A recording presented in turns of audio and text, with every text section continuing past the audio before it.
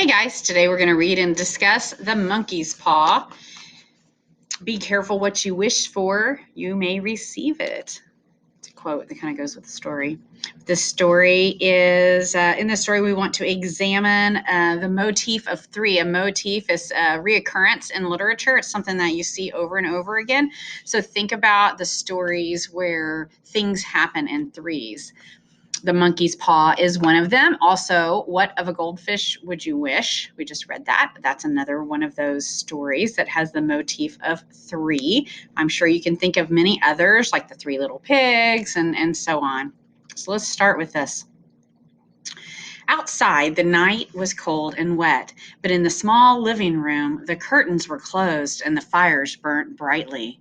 Father and son were playing chess. The father, whose ideas about the game involved some very unusual moves, put his king into such sharp and unnecessary danger that it even brought comment from the white-haired old lady knitting quietly by the fire. "Listen to the wind," said Mr. White, who, having seen a mistake that could cost him the game after it was too late, was trying to stop his son from seeing it. "I'm listening," said the son, seriously studying the board as he stretched out his hand. "Check." "I could hardly think he'll come tonight," said his father, with his hand held in the air over the board. "Mate," replied the son. "That's the worst of living so far out," cried Mr. White with sudden and unexpected violence. "Of all the awful, out-of-the-way places to live, this is the worst. Can't walk on a footpath without getting stuck in the mud, and the road's a river. I don't know what people are thinking about. I suppose they think it doesn't matter because only two houses in the road have people in them." "Never mind, dear," said his wife calmly. "Perhaps you'll win the next one." Mr. White looked up sharply, just in time to see a knowing look between mother and son. The words died away on his lips, and he hid a guilty smile in his thin gray beard. "There he is," said Herbert White, as the gate banged shut loudly, and heavy footsteps came forward toward the door.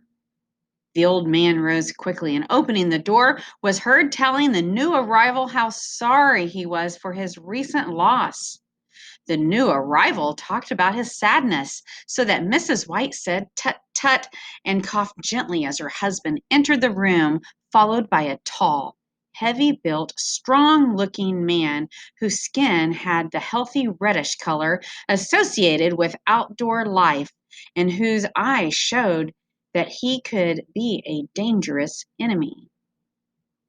"Sergeant Major Morris," he said, introducing him to his wife and son, Herbert. Sergeant Major shook hands and, taking the offered seat by the fire, watched with satisfaction as Mr. White got out whiskey and glasses. After the third glass, his eyes got brighter and he began to talk.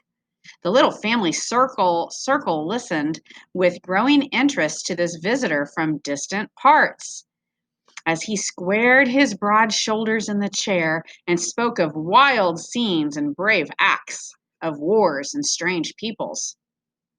21 years of it," said Mr. White, looking at his wife and son. "He went away. When he went away, he was a thin young man. Now look at him." "He doesn't look to have taken much harm," said Mrs. White politely. "I'd like to go to India myself," said the old man, "just to look around a bit, you know." "Better where you are," said Sergeant Major, shaking his head, and he put down the empty glass and, sighing softly, shook it again. "I should like to see those old temples and fakirs and the street entertainers," said the old man. "What was that you started telling me the other day about the monkey's paw or something, Morris?" "Nothing," the old man said quickly. "At least, nothing worth hearing." "Monkey's paw?" said Miss White curiously. "Well, it's just a bit of what you might call magic, perhaps," said the sergeant major, without first stopping to think. His three listeners leaned forward excitedly, deep in thought. The visitor put his empty glass to his lips and then set it down again. Mr. White filled it for him. "To look at it," said the sergeant major, feeling about in his pocket, "it's just an ordinary little paw." dried to a mummy. He took something out of his pocket and held it out for them. Mrs. White drew back with a look of disgust, but her son, taking it, examined it curiously. "And what is there special about it?" asked Mr. White, as he took it from his son and, having examined it, placed it on the table. "I had a spell put on it by an old fakir," said Sergeant Major, "a very holy man. He wanted to show that fate ruled people's lives, and that those who tried to change it would be sorry. He put a spell on it so that 3 different men could each have 3 different wishes from it." The way he told the story showed that he truly believed it, and his listeners became aware that their light laughter was out of place and had hurt him a little. "Well, why don't you have 3, sir?" said Herbert cleverly. The soldier looked at him in a way that the middle-aged usually looked at disrespectful youth. "I have," he said quietly, and his face whitened. "And did you really have 3 wishes granted?" asked Mrs. White. "I did," said the sergeant major, and his glass tapped against his strong teeth. "And has anybody else wished?" continued the old lady. "The first man had his 3 wishes. Yes," was the reply. "I don't know what the first 2 were, but the third was for death. That's how I got the paw." His voice was so serious that the group fell silent.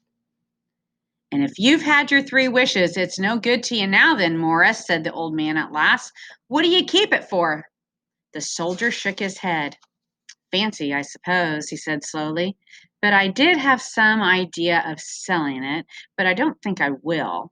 It has caused me enough trouble already. Besides, people won't buy it. They think it's just a story, some of them. And those who do think of it and want to try it first and pay me afterward." "If you could have another 3 wishes," said the old man, watching him carefully, "would you have them?" "I don't know," said the other. "I don't know." He took the paw and, holding it between his front finger and thumb, suddenly threw it upon the fire. Mr. White, with a slight cry, bent down and took it off. "Better let it burn," said the old soldier sadly, but in a way that let them know that he believed it to be true. "If you don't want it, Morris," said the other, "give it to me."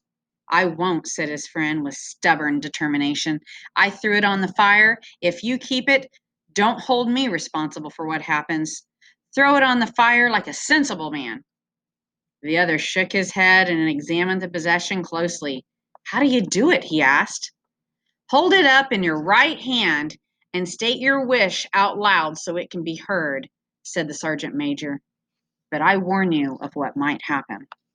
"Sounds like Arabian Nights," said Mrs. White as she rose and began to set the dinner. "Don't you think you might wish for 4 pairs of hands for me?" Her husband drew the talisman from his pocket, and all 3 laughed loudly as the sergeant major, with a look of alarm on his face, caught him by the arm. "If you must wish," he demanded, "wish for something sensible." Mr. White dropped it back in his pocket and, placing the chairs, motioned his friend to the table. In the business of dinner, the talisman was partly forgotten, and afterwards the 3 sat fascinated as they listened to more of the soldier's adventures in India. "If the tale about the monkey's paw is not more truthful than those he has been telling us," said Herbert, as the door closed behind their guest, just in time to catch the last train, "we shan't make much out of it." "Did you give anything for it, father?" asked Mrs. White, watching her husband closely.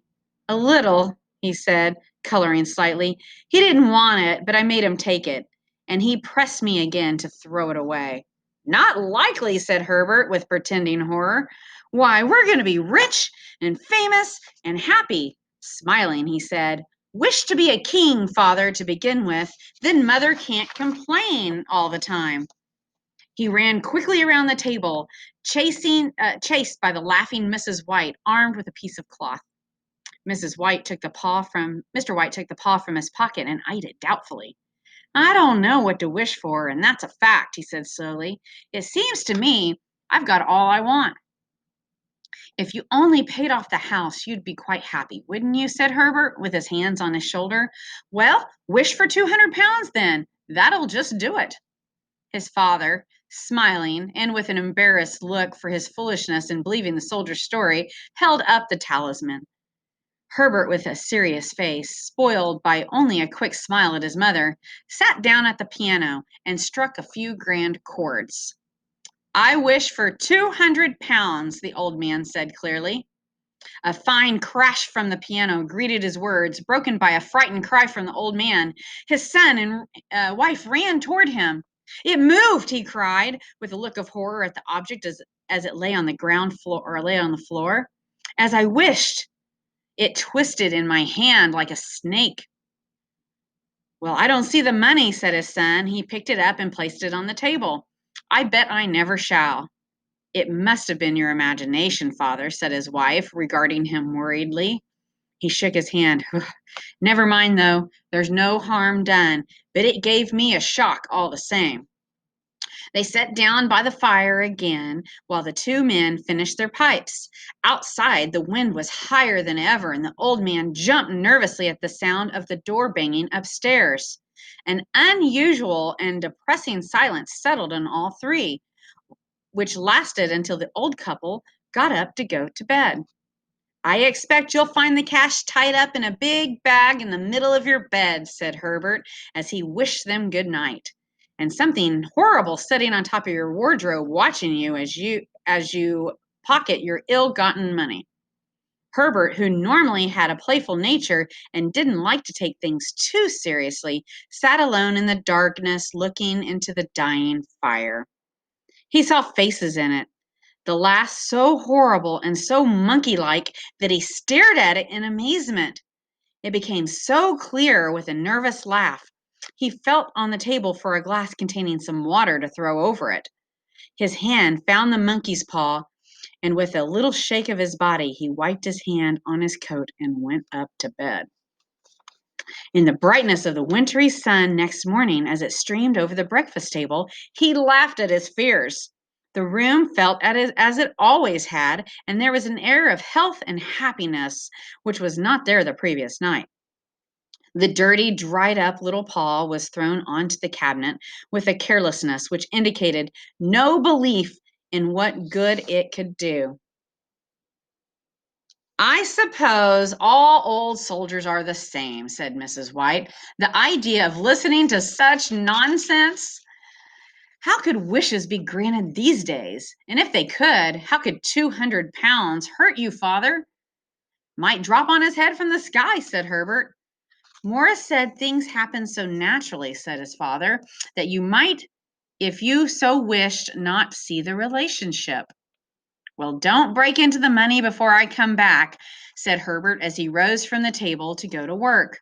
I'm afraid it'll turn you into a mean, greedy old man, and we shall have to tell everyone that we don't know you. His mother laughed and followed him to the door and watched him go down the road. And returning to the breakfast table, she felt very happy at the expense of her husband's readiness to believe such stories, all of which did not prevent her from hurrying to the door at the postman's knock, nor when she found that the post only brought a bill talking about how sergeant majors can develop bad drinking habits after they leave the army. Herbert will have some more funny remarks, I expect, when he comes home, she says as they sat at dinner. I know, said Mr. White, pouring himself out some beer, but for all that, the thing moved in my hand. That I'll swear to. You thought it did, said the old lady, just trying to calm him. I say it did, replied the other. There was no thought about it. I had just. What's the matter? His wife made no reply. She was watching the mysterious movements of a man outside who, looking in an undecided fashion at the house, appeared to be trying to make up his mind to enter. In mental connection with the 200 pounds, she noticed that the stranger was well dressed and wore a silk hat of shiny newness. 3 times he stopped briefly at the gate and then walked on again. The 4th time he stood with his hand upon it. and then, with such firmness of mind, pushed it open and walked up the path. Mrs. White at the same moment placed her hands behind her, hurriedly untied the strings of her apron, and put it under the cushion on her chair. She brought the stranger, who seemed a little uncomfortable, into the room. He looked at her in a way that said there was something about his purpose that he wanted to keep secret, and seemed to be thinking of something else as the old lady said she was sorry for the appearance of the room and her husband's coat, which he usually wore in the garden. She then waited as patiently as her sex would permit him to state his business, but he was at first strangely silent. I was called to ask, said at last, and bent down and picked a piece of cotton from his trousers. I come from Ma and Megan's.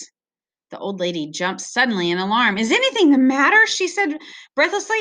Has anything happened to Herbert? What is it? What is it? Her husband spoke before he could answer. There, there, mother, he said hurriedly. Sit down and don't jump to conclusions.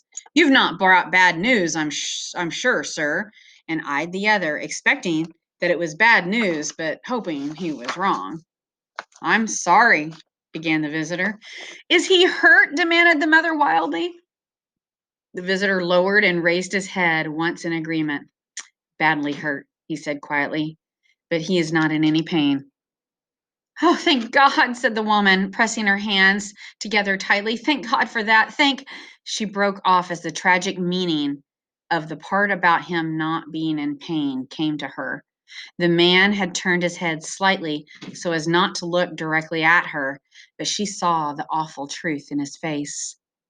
She caught her breath and, turning to her husband, who did not yet understand the man's meaning, laid her shaking hand on his. There was a long silence. He was caught in the machinery, said the visitor at length in a low voice. Caught in the machinery, repeated Mr. White, too shocked to think clearly. Yes. He sat staring out the window and, taking his wife's hand between his own, pressed it as he used to do when he was trying to win her love in the time before they were married, nearly 40 years before. He was the only one left to us, he said, turning gently to the visitor. It is hard. The other coughed and, rising, walked slowly to the window. The firm wished me to pass on their great sadness about your loss, he said, without looking around.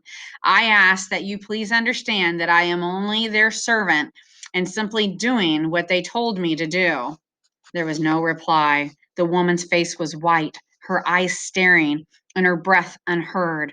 On the husband's face was a look such as his friend, Sergeant Major, might have carried into his first battle. I was to say that Ma and Megan's accepts no responsibility, continued the other, but although they don't believe that they have a legal requirement to make payment to you for your loss, in view of your son's services, they wish to present you with a certain sum. Mr. White dropped his wife's hand and, rising to his feet, stared with a look of horror at his visitor.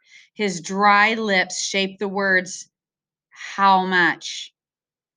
200 pounds was the answer. Without hearing his wife scream, the old man smiled weakly, put out his hands like a blind man, and fell, a senseless mass, to the floor. In the huge new cemetery some 2 miles away, the old people buried their dead and came back to the house, which was now full of shadows and silence.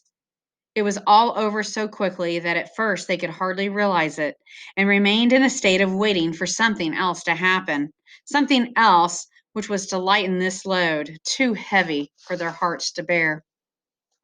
But the days passed, and they realized that they had to accept the situation, the hopeless acceptance of the old. Sometimes they hardly said a word to each other, for now they had nothing to talk about, and their days were long to tiredness. It was about a week after that the old man, waking suddenly in the night, stretched out his hands and found himself alone. The room was in darkness, and he could hear the sound of his wife crying quietly at the window. He raised himself in bed and listened. "Come back," he said tenderly. "You will be cold." "It is colder for my son," said the old woman, who began crying again. The sounds of crying died away in his ears. The bed was warm and his eyes heavy with sleep. He slept lightly at first and then was fully awake. Please report to Mr. Johnson's office. Miss Wade, if you're in the building, report to Mr. Johnson's office. And then was fully asleep until a sudden wild cry from his wife woke him with a start. "The paw!" she cried wildly. "The monkey's paw!" He started up in alarm. Where is it? What's the matter?" She almost fell as she hurried across the room toward him. "I want it," she said quietly. "You've not destroyed it." "It's in the living room, on the shelf above the fireplace," he replied. "Why?" She cried and laughed together and bent over, kissing his cheek. "I only just thought of it," she said. "Why didn't I think of it before? Why didn't you think of it?" "Think of what?" he questioned. "The other two wishes," she replied quickly. "We've only had one." "Was not that enough?" he demanded angrily. "No," she cried excitedly. "We'll have one more. Go down and get it quickly and wish our boy alive again." The man sat up in bed and threw the blankets from his shaking legs. "Good God, you're mad!" he cried, struck with horror. "Get it," she said, breathing quickly. "Get it quickly and wish. Oh, my boy, my boy." Her husband struck a match and lit the candle. "Get back in bed," he said, his voice shaking. "You don't know what you're saying." "We had the first wish granted," said the old woman desperately. "Why not the second?"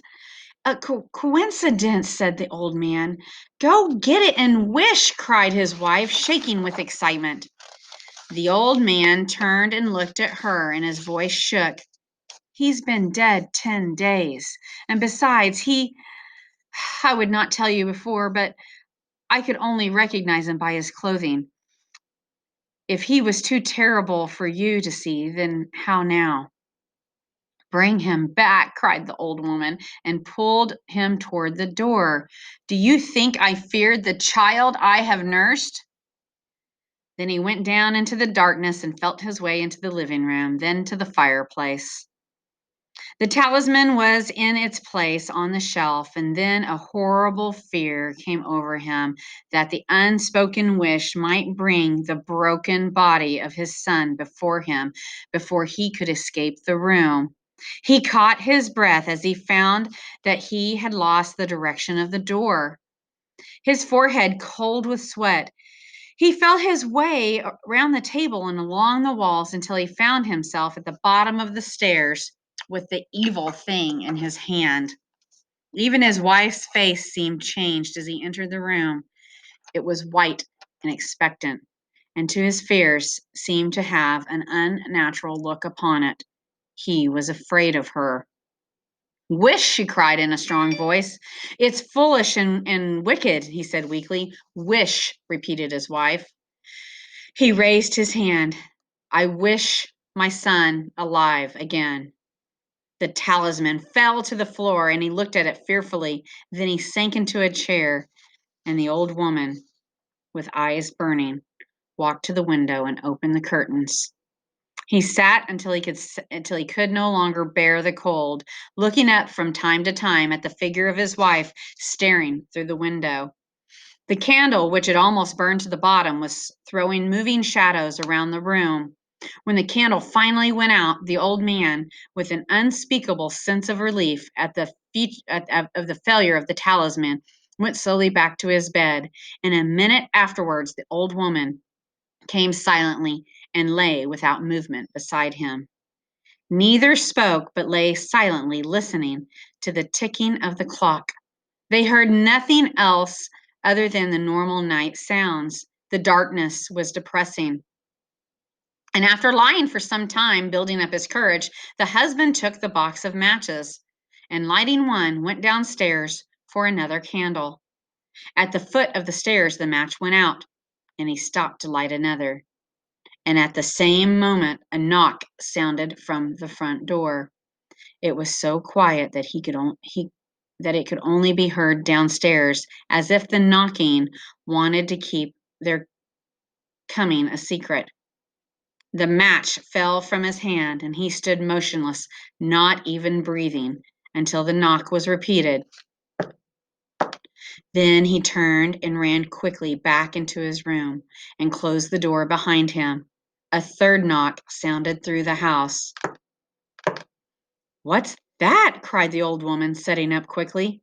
"A rat," said the old man shakily. "A rat. It passed me on the stairs." His wife sat up in bed, listening. A loud knock echoed through the house. "It's Herbert!" she screamed. "It's Herbert!" She ran to the door, but her husband was there before her, catching her by the arm, held her tightly. "What are you going to do?" he asked in a low, scared voice. It's my boy, it's Herbert," she cried, struggling automatically. "I forgot it was 2 miles away. What are you holding me for? Let go. I must open the door." "For God's sake, don't let it in," cried the old man, shaking with fear. "You're afraid of your own son?" she cried, struggling. "Let me go. I'm coming, Herbert, I'm coming."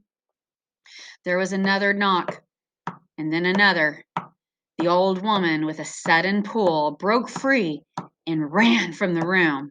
Her husband followed to the top of the stairs and called after her as she hurried down. He heard the chain pull back and the bottom lock open. Then the old woman's voice, desperate and breathing heavily.